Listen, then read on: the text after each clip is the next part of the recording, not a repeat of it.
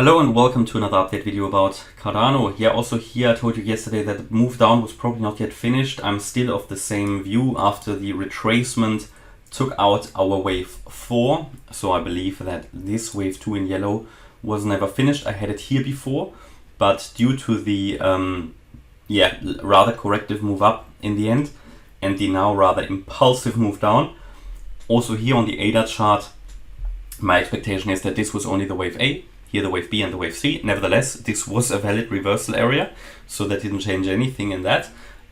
Here though, we then came down stronger than expected. We never started that sort of uptrend in a next wave up. So therefore we fell further. And also here I expect we are still in this 5-wave move to the downside. So far, I think also here, like on the ETH chart, like on the Bitcoin chart, I'm just going to introduce another layer of waves just due to the, so just to make it work basically, because these subwaves otherwise did not align properly. I did quite quickly yesterday. It doesn't make a change for you or anyone. It's just to really account for those wave movements which are taking place here. And to make sure we are sticking and adhering here to the Elliott wave rules really. So I would believe that we are in sort of this wave count, that we are in a 5-wave move to the downside of a wave C. The wave C will complete the wave 2. And within the wave 3, we had subwaves. We had here wave 1. That is sort of the count I showed you yesterday, where I also said to you that we'll probably come down lower, which we then in the end also did. But what I didn't do is to add this higher level wave count in white. So that's now done. Doesn't change a lot, doesn't change anything really, just allows for the extension of this movement. So my understanding is that this yellow wave count might actually be finished. And that we are now here in the wave, that this was the wave 3 in white, basically. And I mean, one way to measure here the length of the wave 5 and the target for the wave 5 is to take the length of wave 1 and we add it to the wave 4 high, and then it gives us targets. And you can see that, well, I mean, we did reach the 1-to-1 ratio pretty much at 50.5 cents. Another ideal target for the wave 5 in yellow is 49.6 cents, so there's still a chance it's not yet finished, but from the wave counts itself, I would like to make it work like that. In that scenario, then we would be in a wave 4 to the upside. Now again, these are very weak normally, and target here already reached, the minimum requirement already reached at the 23.6% FIB level, 51.2 cents, could go up in an extreme case to 52.2 cents. If it goes higher than that, it's not a wave 4, and I would expect that as soon as we see here a strong bearish reaction, could be due to the CPI data maybe, that we are then going to go down further in a 5th wave.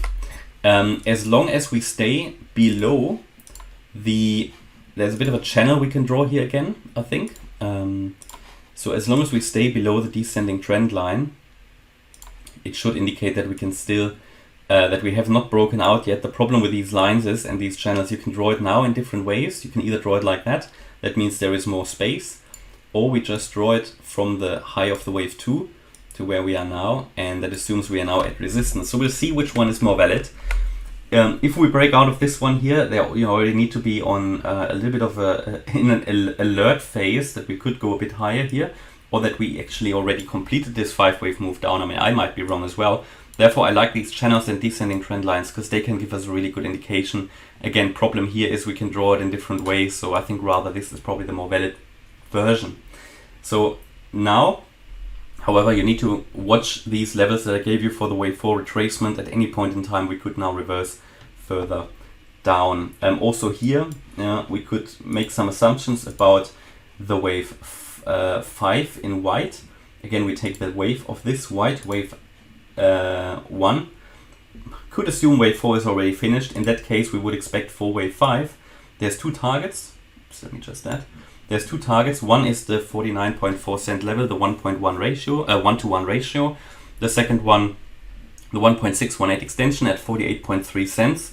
Now, interestingly, that 48.3 cent level for the wave 5 already hits here the 50-day moving average. So this is another sort of important support level anyway. So it could very well be that in this last wave down of the wave C, of the wave 2, we're going to hit the 50-day moving average. So either way, I think we could go a little bit higher here in the wave 4, as I mentioned, to one of these levels for the wave 4 retracement, and then come down once more in a wave 5, and then we need to be on high alert to understand if this move down then is already finished. Yeah, could extend further, we'll see.